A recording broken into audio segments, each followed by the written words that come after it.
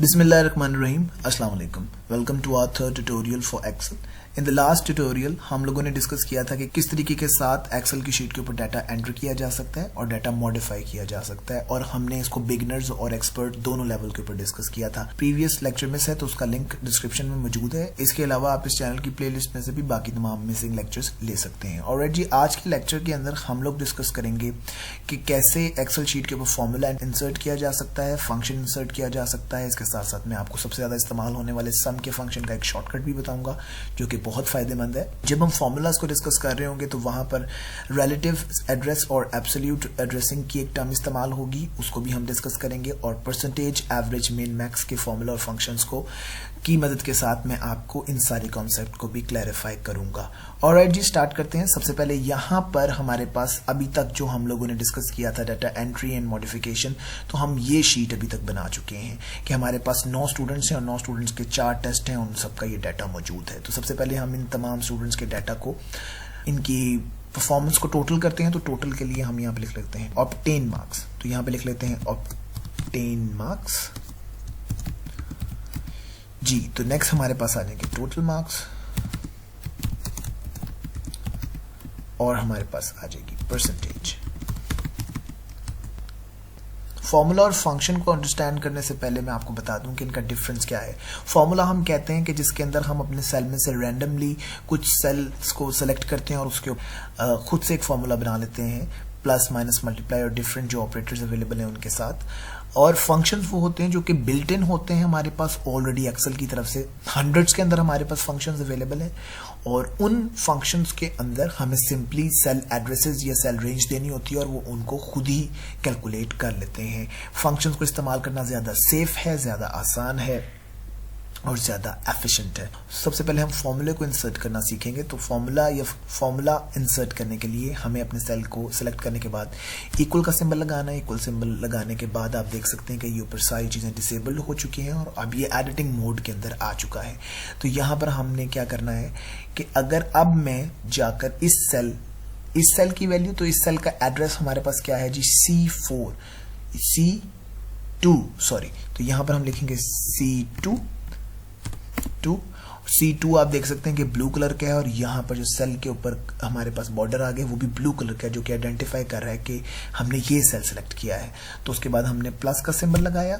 उसके बाद हम इसको जैसे मैंने मैनुअली टाइप किया वैसे भी कर सकते हैं और सिलेक्शन कर्सर के साथ सिलेक्ट करके भी कर सकते हैं, जिसमें गलती के चांसेस और कम हो जाते हैं. प्लस E3 किया, नेक्स्ट टेस्ट 3 की वैल्यू आ गई, प्लस टेस्ट 4 की वैल्यू आ गई और हमने इसको कर दिया कंट्रोल एंटर, जिसने इसको फाइनलाइज किया. और उसकी वैल्यू यहाँ पे नजर आ रही है कि जी इनका सम क्या है 30 और इसके बैकग्राउंड के ऊपर क्या फंक्शन फॉर्मूला है वो हम f(x) में से देख सकते हैं कि ये इन फॉर्मूले के ऊपर काम करते हुए हमारे पास 30 वैल्यू आई है. और यहाँ पर हम ऑटो फिल करते हैं अपने सिलेक्शन कर्सर को क्रॉस पे लेकर और ये फिल हैंडल को ड्रैग करके लास्ट स्टूडेंट के मार्क्स तक. तो ये हमारे पास तमाम स्टूडेंट के मार्क्स आ चुके हैं. तो आप देख सकते हैं कि यहां पर तो हमने C2, D2, E2 और F2 किया था, तो नीचे C2, D2 की अगर सेम वैल्यूज ही यहां पर फिल हो तो वो भी 30 आना चाहिए था, पर इसने क्या किया है, इसके ऊपर हम डबल क्लिक करते हैं तो यू कैन सी कि इसने C2 की जगह 3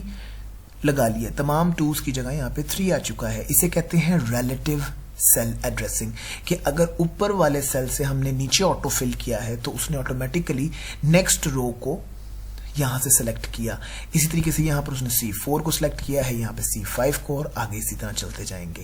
तो इसको कहते हैं रिलेटिव सेल एड्रेस, कि इस सेल के लिहाज से रिलेटिवली इस सेल के एड्रेसेस क्या होंगे, तो उसने रिलेटिव सेल एड्रेसेस को सिलेक्ट किया.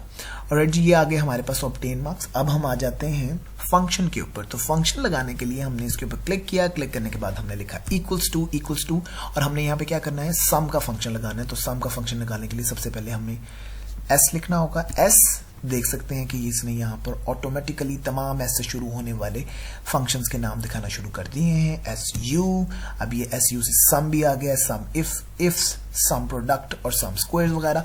क्योंकि अभी हम बिगिनर्स लेवल के ऊपर हैं, हम सिर्फ सम को डिस्कस करेंगे और बाकियों को नहीं कर रहे, तो हम पूरा सम लिखते हैं. सम लिखकर शिफ्ट 9 किया, पैरेंथेसिस स्टार्ट हो गई. अब ये आपको नीचे बता रहा है कि किस तरीके से आपने वैल्यूज एंटर करनी है. वैल्यू या सेल एड्रेस देख के आप उनको सेपरेट करेंगे कॉमा के साथ. तो हमारे पास था टेस्ट 1 की वैल्यू और अब हम सिंबल नहीं लगाएंगे क्योंकि फंक्शन का नाम बाहर मौजूद है, ऑटोमेटिकली एक्सेल उसके साथ काम कर लेगा। कॉमा टेस्ट 2 की वैल्यू, कॉमा टेस्ट 3 की वैल्यू, कॉमा टेस्ट 4 की वैल्यू और कंट्रोल एंटर। तो ये हमारे पास वैल्यूज आ गई हैं।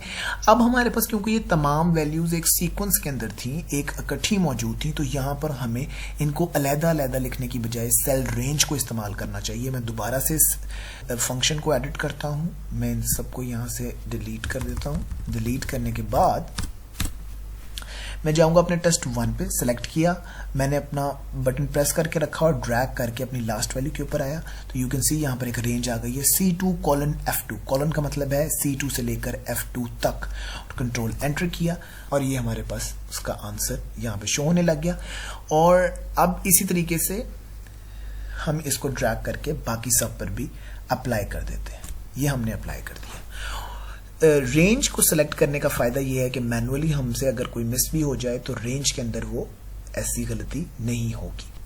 अब हम आ जाते हैं परसेंटेज के ऊपर। तो परसेंटेज से पहले हमें पता होना चाहिए कि हमारे टोटल मार्क्स क्या हैं। तो टोटल मार्क्स हमारे पास अगर 10 मार्क्स का एक टेस्ट था तो ये हमारे पास हो गए 40 आ गए हमारे पास। परसेंटेज का फॉर्मूला यहाँ पे लगाएंगे। तो फॉर्मूला लगाने के लिए सबसे पहले क्या करना है जी, इक्वल टू का सिंबल, उसके बाद हमारे obtain marks divided by total marks multiply by 100 करने के बाद मैंने किया कंट्रोल एंड, तो ये हमारे पास आ गया 75। अब इसको करने का एक और आसान और एफिशिएंट तरीकेकार ये है परसेंटेज निकालने का कि आपने सिर्फ और सिर्फ फ्रैक्शन तक करना है, उसकी रेशियो तक निकालनी है। मल्टीप्लाई बाय 100 को यहाँ से रिमूव कर दें और करें कंट्रोल एंटर। कंट्रोल एंटर करने के बाद आपके पास आ गया 0.75।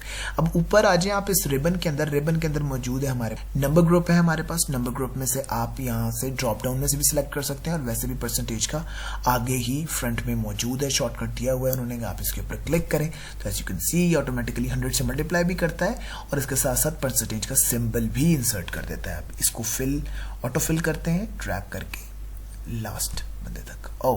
यहां पर हमारे पास ये हुआ कि गलती आ रही है और ये गलती मैंने आपके सामने जानबूझ के की है ताकि मैं आपको एब्सोल्यूट सेल एड्रेसिंग का कॉन्सेप्ट समझा सकूं। अब हम इसको एडिट करते हैं। यहाँ पे क्या गलती, ये डिवीजन बाय 0 का एरर दिया है जो कि इन्फिनिट होता है, इसलिए इसको कैलकुलेट करना पॉसिबल नहीं था। हमारे ये सेल की वैल्यू कैलकुलेट की जा रही है G3 डिवाइडेड बाय H3 से।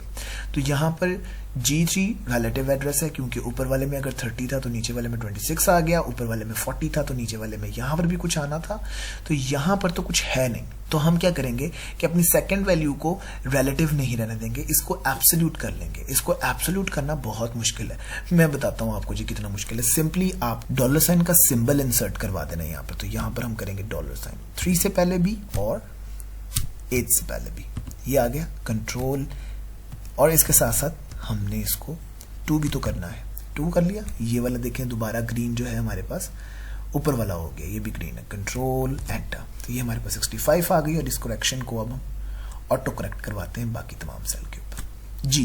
तो ये हमारे पास आ गई परसेंटेज की तमाम वैल्यूज, ठीक है।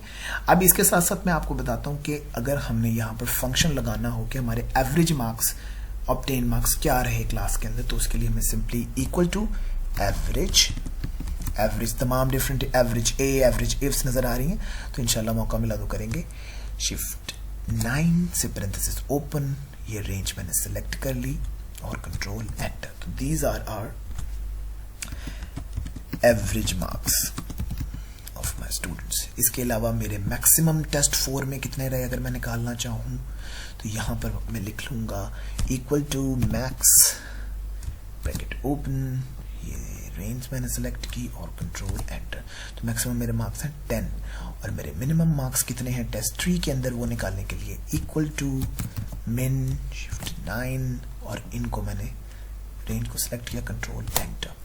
ऑलराइट जी, इसके अलावा मैंने आपको बताना था कि what is the shortcut for sum function, क्योंकि सम फंक्शन बहुत ज्यादा इस्तेमाल होता है। वैसे आपके रिबन में यहाँ पर भी सम फंक्शन ऑटो सम मौजूद है और अगर आप यहाँ पर इन्होंने बताया हुआ है कि ये है आपका शॉर्टकट। इफ यू कैन सी कि यहाँ पे लिखा हुआ आ रहा था, तो इफ यू कैन सी तो यहाँ पे लिखा हुआ नीचे आ रहा है कि ऑल्ट प्लस इक्वल हमारे पास शॉर्टकट है सम के लिए। तो मैं चाहता हूं कि टेस्ट 1 के तमाम मार्क्स को मैं सम कर लूं। सेल को सिलेक्ट करें और सिंपली प्रेस करें ऑल्ट की और प्लस इक्वल की, वोला। क्या हुआ जी, हमारे पास सम लिखा हुआ आ गया, ऑटोमेटिकली उसने देखा जिस तरफ डाटा अवेलेबल था उस तरफ की उसने रेंज सेलेक्ट कर ली। आपने सिर्फ कंट्रोल एंटर करना है। आसान है ना, बहुत आसान है। क्या करना था, यहां पर आए ऑल्ट इक्वल, ऑटोमेटिकली उसने इन सबको सिलेक्ट कर लेना था। ठीक है जी। तो आज के लेक्चर के अंदर हम लोगों ने कवर किया कि how to insert a formula or how to insert a function, what is the shortcut of sum function, or relative cell address, absolute cell address, or percentage formula, average function, min and max function. Alright ji, so if you have any question so please ask them in the comment section and stay tuned for our next videos. Thank you.